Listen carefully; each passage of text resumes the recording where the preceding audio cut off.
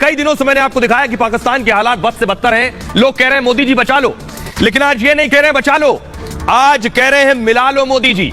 यानी भारत में पाकिस्तान को मिला लो, भारत में पीओके को मिला लो। अब ये कह रहे हैं, उनका कहना है कि मोदी के राज में रहेंगे तो सुख शांति के साथ रहेंगे, 2 वक्त की रोटी का भी जुगाड़ होगा। सुनिए जरा।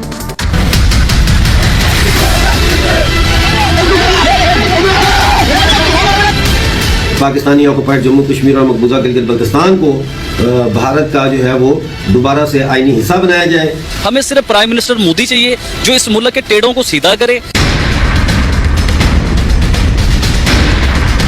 पाकिस्तान से लेकर पाक अधिकृत कश्मीर तक लोगों को सिर्फ और सिर्फ एक ही नेता नजर आ रहा है, जिसका नाम है नरेंद्र मोदी। पाकिस्तान के लोगों को पता है मोदी ही है जो अब उन्हें बचा सकते हैं। ये झूठी अना को अभी भी खत्म करें, इंडिया के साथ दोस्ती कर लें। वो बड़ा भाई है, मान लो, वो बहुत बड़ा है आपसे, आप छोटे बन जाओ, कोई फर्क नहीं पड़ता। आप हर लिहाज से उनसे जुड़ने की कोशिश करते हो, पहले उस लेवल के तो हो जो। मोदी ही पाकिस्तान की भुखमरी खत्म कर सकते हैं। पाकिस्तान से ज्यादा बुरे हाल तो पीओके के हैं, जिसे शहबाज ने दम तोड़ने के लिए छोड़ दिया है। पीओके के लोग तो भारत के साथ, मोदी के साथ जुड़ना चाहते हैं। जो अबूरी हुकूमत है वो फिर भारत के साथ मुज़ाकरात का आगाज करेगी कि किस तरीके से अब जो है ये पाकिस्तानी ऑक्युपाइड जम्मू कश्मीर और मकबूजा गिलगित बल्तिस्तान को भारत का जो है वो दोबारा से आईनी हिस्सा बनाया जाए। पीओके के साथ पाकिस्तान के लोग भी भारत से अलग होकर अफसोस कर रहे हैं। मोदी जैसे नेता को देखकर पाक के लोग अपने मुकद्दर को रो रहे हैं, सोच रहे हैं काश आज मोदी हमारे पास होते या हम भारत के साथ होते तो हम दाने दाने को मोहताज ना होते। बचपन से जो हमें पढ़ाया गया कि इंडिया दुश्मन है हमारा, यकीन करें बचपन से ये पढ़ाया होता ना, इंडिया हमारा दोस्त है, तो आज हमारा मुल्क कहां से कहां होना था। अब मैं आपको बताने जा रहा हूं कि लोग कह रहे हैं कि भारत में मिलना है। अगर पीओके का हिस्सा और पाकिस्तान का हिस्सा मिल जाएगा तो फिर कैसा नक्शा होगा, ये मैं आपको बताने जा रहा हूं। भारत और पाकिस्तान का नक्शा देखिए जरा, ये आप देख रहे हैं, ये भारत का नक्शा। पाकिस्तान के लोग कह रहे हैं कि उन्हें मिल जाना है, तो ये देख रहे हैं भगवा लाइन जो पाकिस्तान से होकर गुजर रही है, ये हो जाएगा भारत का नक्शा। गिलगित बाल्टिस्तान के लोग कह रहे हैं हमें भारत में मिलना है, पाकिस्तान के लोग कह रहे हैं कि मोदी राज बेहतर है, हमें मोदी राज के साथ मिलना है, मोदी राज के साथ जुड़ना है। आपको बताता हूं कि पाकिस्तान में लोग ये बात क्यों कह रहे हैं। लोग ये बात इसलिए कह रहे हैं पाकिस्तान अधिकृत कश्मीर में, क्योंकि वहां के हालात पाकिस्तान से ज्यादा खराब है पीओके के हालात, यानी पाकिस्तान अधिकृत कश्मीर के हालात। वहां इसलिए लोग मोदी की तरफ आस भरी नजरों से देख रहे हैं। ये देखिए जरा, ये लोगों को आप देख रहे हैं, उनकी नजर प्रधानमंत्री मोदी की तरफ है, और ये शहबाज शरीफ का दुआ मांगकर थक गए, उन्हें पता है कुछ नहीं मिलना। पीओके में हालात सबसे ज्यादा खराब हो गए, लोगों को खाना बनाने के लिए आटा तक नहीं मिल रहा। आरोप है कि शहबाज ने पाकिस्तान अधिकृत कश्मीर में सप्लाई रोक दी है, लोगों को खाना बनाने के लिए आटा तक नहीं है। आरोप है शहबाज ने सब कुछ रोक रखा है और सरकारी सब्सिडी डिपो पर तो ताला लटका दिया गया। न आटा सस्ता मिल रहा है, न पैसे देने को मिल है लोगों के पास। हालात ऐसे, एक दिन में गेहूं 1200 रुपए महंगा हो गया। पीओके के तमाम शहरों में शहबाज के खिलाफ प्रोटेस्ट हो रहा है। आईएमएफ ने शहबाज से टैक्स बढ़ाने की सलाह दी थी। शहबाज शरीफ ने आईएमएफ की सभी शर्तें मान ली हैं और कर्ज को लेकर आईएमएफ शर्तों पर भी खुलासा हुआ है। दावा यह है कि जो अमीर हैं उनको टैक्स के लिए कहा गया, लेकिन बढ़ा दिया गया गरीबों का टैक्स। आईएमएफ ने कहा सरकारी और निजी वर्ग पर टैक्स लगाए, लेकिन जिनकी कमाई ज्यादा है उनसे ज्यादा टैक्स वसूलें, ये कहा गया। पाकिस्तान में जो लोग गरीब हैं उन्हें छूट दी जाए, ये कहा गया, लेकिन शहबाज ने गरीबों पर टैक्स का बम फोड़ दिया। ऐसा इसलिए क्योंकि शहबाज का वोट बैंक है उद्योगपति, रईस, कारोबारी, बड़ा वर्ग। शहबाज के समर्थक रिटेल और रियल एस्टेट से जुड़े हुए लोग हैं। बड़े उद्योगपतियों को शहबाज ने ऊर्जा टैक्स सब्सिडी दे दी। शहबाज टैक्स बढ़ाकर वोटर को नाराज नहीं कर सकते हैं। दूसरी तरफ इमरान ने भी शहबाज के खिलाफ मोर्चा खोल दिया है। अक्टूबर में पाकिस्तान में चुनाव होने वाले हैं और ऐसे में शहबाज शरीफ की कुर्सी जाना तय है। शहबाज ने आईएमएफ की शर्तें नहीं मानी, इसलिए कर्जा नहीं मिला। यह खुलासा पाकिस्तानी मीडिया की रिपोर्ट से हुआ है। आइए अब आपको सुनवाते हैं पाकिस्तान के वो लोग, पीओके के वो लोग, वो एक्टिविस्ट जो कह रहे हैं भारत से मिलना बेहतर है।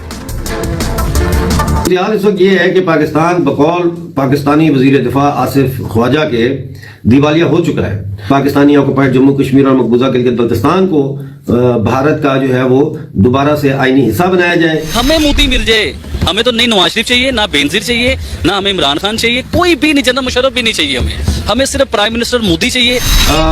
गोल एंड फाइनल गोल क्या है वो कुछ भी हो सकता है। इस वक्त फाइनल गोल जो है वो अचीव करने के लिए कोई भी ऐसी सियासी जमात या कैंपेन ग्रुप इतना ताकतवर नहीं है कि वो अवाम को अपने पीछे लगा के उस हतमी गोल को हासिल कर सके। रिसेंटली आप इंडिया से दोस्ती कीजिए, आपका चिकन भी सस्ता हो जाएगा, आपके टमाटर, प्याज, आलू, ईच एंड एवरीथिंग, हर चीज सस्ती हो जाएगी। अगर अभी भी अना, अपनी जो झूठी अना, इसे झूठी अना कहते हैं, ये झूठी अना को अभी भी खत्म करें, इंडिया के साथ दोस्ती कर लें। वो बड़ा भाई है, मान लो बहुत बड़ा है आपसे। हमारे पास ना खाने को आटा है, ना हमारे पास पानी है, ना हमारे पास रोजगार है, ना हमारे पास तालीम है, और ना ही हमारे पास सेहत की सहूलत है, और ना ही हमारे पास सफरी जो जरूरत की सड़कें हैं, ना ही वो है। इंडिया के साथ मिलजुल के रहने के लिए तैयार है, आप मोदी की हुकूमत को भी कबूल करने को तैयार हैं? जी बिल्कुल तैयार है। मोदी साहब ग्रेट मैन क्या कर रही हैं आप? मोदी को बुरा इंसान थोड़ी है। इंडिया के जो मुसलमान हैं वो 150 रुपए लीटर पेट्रोल ले रहे हैं ना, 150 रुपए का चिकन इंडिया वाले ले रहे हैं ना, इंडिया के मुसलमान, तो हम भी इंडियन मुसलमान होते। आइए, लोगों को आपने सुन लिया, लोग क्या कह रहे हैं। अब करगिल में यानी पीओके में जो लोग रहते हैं वो नारे लगा रहे थे, एम्बियन दीजिए, लोग नारे लगा रहे हैं कि करगिल का रास्ता खोल दो, भारत में जाना है। ये पाकिस्तान ऑक्युपाइड कश्मीर के लोग पिछले दिनों नारा लगा रहे थे, कह रहे हैं करगिल का रास्ता खोल दो। पुलिस लीजिए, सुनाइए जरा, लोग कह रहे हैं उस तरफ जाना है। आर पार जोड़ दो, करगिल रोड खोल दो, आर पार जोड़ दो, आर पार जोड़ दो, करगिल रोड खोल दो, आर पार जोड़ दो, करगिल रोड खोल दो, आर पार जोड़ दो, आर पार जोड़ दो, करगिल रोड खोल दो, आर पार जोड़ दो, करगिल रोड खोल दो, आर पार जोड़ दो, आर पार जोड़ दो, करगिल रोड खोल दो, आर पार जोड़ दो, करगिल रोड खोल दो, आर पार। तो ये पाकिस्तान अधिकृत कश्मीर के लोग हैं, कह रहे हैं आर पार खोल दो, भारत में मिलना है। लेकिन क्या भारत मदद करेगा? पहली बार भारत ने बताया कि वो पाकिस्तान की मदद करने वाला है या नहीं। भारत का टेक है, भारत का कहना है पाकिस्तान का भविष्य उसके कार्यों पर निर्भर है। पाकिस्तान क्या चाहता है वही उसका मुकद्दर तय करेगा। यह पाकिस्तान को देखना है कि आर्थिक परेशानियों से उसे निकलना कैसे। गंभीर संकट में फंसे श्रीलंका की भारत ने मदद की थी, लेकिन पाकिस्तान के साथ रिश्ते बिल्कुल अलग हैं। बिना किसी कारण के कठिन परिस्थितियां नहीं बनती। भारत का कहना है पाकिस्तान के साथ कोई ऐसा संबंध नहीं कि हम उसकी मदद करें। पाक सीमा पार से आतंकवाद को बढ़ावा देता है, जिसने दोनों देशों के रिश्ते सबसे ज्यादा प्रभावित हुए हैं। भारत पड़ोसियों की मदद के लिए हमेशा तैयार है। भारत ने श्रीलंका के बुरे वक्त में भी मदद की थी। पड़ोसी की चिंता हिंदुस्तान की चिंता होती है, लेकिन पाकिस्तान को लेकर देश की भावनाएं इस वक्त अलग हैं। पाकिस्तान को बाहर निकलने का रास्ता खुद खोजना होगा, यह भारत का कहना है। सुनिए जरा, पहली बार भारतीय विदेश मंत्री ने पाकिस्तान के हालात को लेकर, उनकी मदद को लेकर कुछ कहा है। Pakistan's future is largely determined by Pakistan's actions and by Pakistan's choices. I mean, nobody reaches a difficult situation sort of suddenly and without cause. So it is for them to find a way out. Our relationship today is not one, where we can be relevant directly to that process. There's naturally a neighbor's concerns and worry, but there's also a feeling, look, we have to help them to get through this. Tomorrow, if something happens to some other neighbor, that would be the case as well. But what the sentiment in this country is about Pakistan. तो विदेश मंत्री कहे हैं, आपको पता है कि इस देश में पाकिस्तान को लेकर भावनाएं क्या है, बिल्कुल सही कह रहे हैं। लेकिन मैं आपको बताऊं, पाकिस्तान की तिजोरी खाली हो चुकी है, बदहाली है, तिजोरी में एक पैसा नहीं बचा है। और पैसा नहीं है तो पाकिस्तान क्या कर रहा है वो देखिए जरा। पैसा नहीं है तो पाकिस्तान ये कर रहा है, ये तिजोरियां देखिए जरा, जितनी खुल रही है, 1 2 3 4 5 6 7 8 9 10 12 ये और एक 13 वो, सब खाली है, सबके ढक्कन खाली है। आर्थिक संकट से बेरोजगारी और अराजकता बढ़ रही है पाकिस्तान में। शाहबाज समझ नहीं पा रहे हैं कि पाकिस्तान को कैसे बचाएं।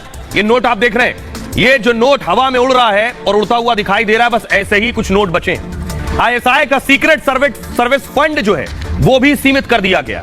लग्जरी सामान कारों पर जून 2024 तक रोक लगा दी गई है। पाकिस्तान में कागज का इस्तेमाल कम कर दिया जाएगा। 3 साल से खाली पड़े पद अब खत्म कर दिए जाएंगे। किसी भी विभाग में कोई भर्ती अब नहीं होगी पाकिस्तान में। जो रिटायर हो गए उनकी भी पेंशन सीमित कर दी जाएगी। सांसदों नेताओं से सुरक्षा प्रोटोकॉल वापस लेने की तैयारी है। रिटायर्ड जजों को पेंशन सिर्फ 5 लाख तक ही मिलेगी। सुरक्षा में अब काफिला नहीं, सिर्फ एक वाहन चलेगा, यानी अब शाहबाज ऐसे ही चलेंगे सुरक्षा के बिना। मंत्रियों को जो लग्जरी वाहन दिए वो वापस ले लिए जाएंगे। कैबिनेट मंत्रियों की कारों की नीलामी करवाई जाएगी। मंत्रियों को बिजली पानी का बिल अब सरकार नहीं देगी, अपनी जेब से भरना होगा। सरकारी आवासों की भी नीलामी कर दी जाएगी। 5 स्टार होटलों में कोई मंत्री नहीं रहेगा। बैठकों के दौरान सिर्फ चाय बिस्किट मिलेंगे। कैबिनेट के आधे सदस्यों की सैलरी बिल्कुल नहीं दी जाएगी और जिनको मिलेगी 15% लगभग काट के मिलेगा।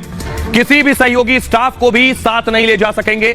अगर मंत्री नेता विदेश गए तो सफर इकोनॉमी में होगा। सरकारी विभागों संस्थाओं का बजट 15% कम कर दिया गया है। विदेशों में पाकिस्तानी दूतावास का बजट भी कम होगा। यह है जो पाकिस्तान की तरफ से कदम उठाए गए हैं और हालात ये मारा जा रहा है बेचारा गरीब आदमी, मारा जा रहा है रोज कमाने रोज खाने वाला। शादियां करना मुश्किल हो गई है पाकिस्तान में। एक शख्स की शादी थी, आपको बताऊं, वो शादी करने जा रहा था लेकिन शादी नहीं कर पा रहा है। क्यों?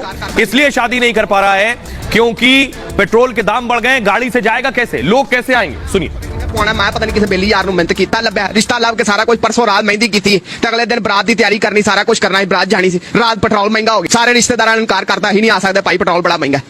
हर रिश्तेदार फोन करके कह रहा भाई 5-10 लीटर पाओ फिर असं जावांगे। भाई मैं आप खोरे किवें पाना, मैं पता नहीं किसी बेली यार मिहनत की कि भाई तू करना जो कुछ करना।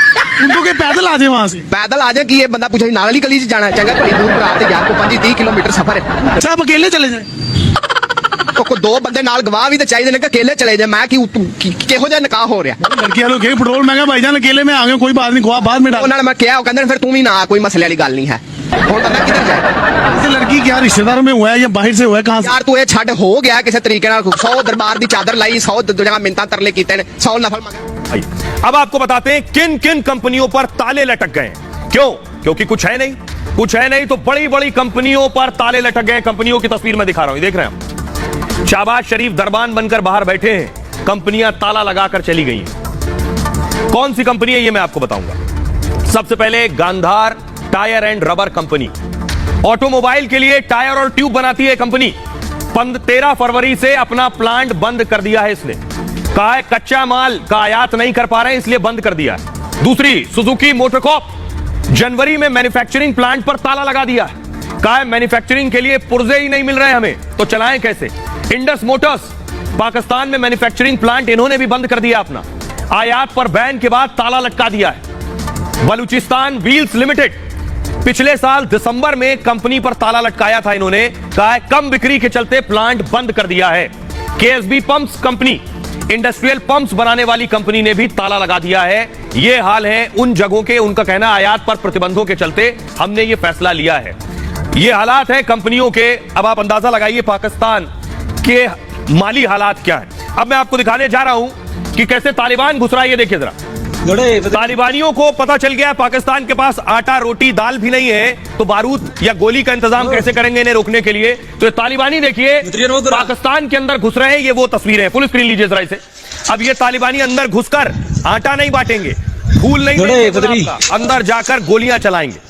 ये जो आप देख रहे हैं ये तालिबानी है जो पाकिस्तान की सीमा के अंदर दाखिल हो रहे हैं गोलियां चलाने के लिए। आइए अब मैं आपको दिखाने जा रहा हूं, तालिबानी तो घुस रहे हैं पाकिस्तान के अंदर लेकिन भारत ने अफगानिस्तान की मदद की थी बुरे हालात में। तो ये जो आतंकी आप देख रहे हैं ये आतंकी था तालिबान में। भारत ने कहा इसे मार दो, हमारे लिए आतंकी है। तो तालिबान ने अफगानिस्तान में भारत के लिए इस आतंकी को ढेर कर दिया। यह है फर्क। जो तालिबान को पाल पोस रहा था पाकिस्तान, आज उस पर गोलियां बरसा रहा है वो तालिबान। भारत ने समझा कि किस वक्त मदद करनी चाहिए। अब देखिए जरा, ये आतंकी को देख रहे हैं, आतंकी एजाज को तालिबान ने ढेर कर दिया है। और क्यों ढेर किया है तस्वीर मैंने आपको दिखा दी, इसे मूव कीजिए आगे। एजाज को ढेर कर दिया। एजाज ने भारतीयों को कई बार टारगेट किया था। काबुल और जलालाबाद में सुसाइड अटैक कराए। जनवरी में भारत ने एजाज को आतंकी घोषित कर दिया था। आतंकी एजाज अहमद अफगानिस्तान में रह रहा था। भारत ने तालिबानी सरकार के सामने इस मुद्दे को उठाया जिसके बाद एजाज को तालिबान ने ढेर कर दिया है। आतंकी की बहन ने बताया कि अधिकारियों ने उसको बुलाया था। इसके बाद आतंकी के मारे जाने की सूचना मिली। आतंकी एजाज बचपन में श्रीनगर से पाकिस्तान चला गया था और पाक में हरकतुल मुजाहिदीन में शामिल हो गया जाकर। पाकिस्तान में ही एजाज को आतंकी ट्रेनिंग दी गई थी। भारतीयों के खिलाफ एजाज आतंकी मिशन चला रहा था। अब तालिबान ने भारत के दुश्मन को ढेर कर दिया है। यह पाकिस्तान को सीखने की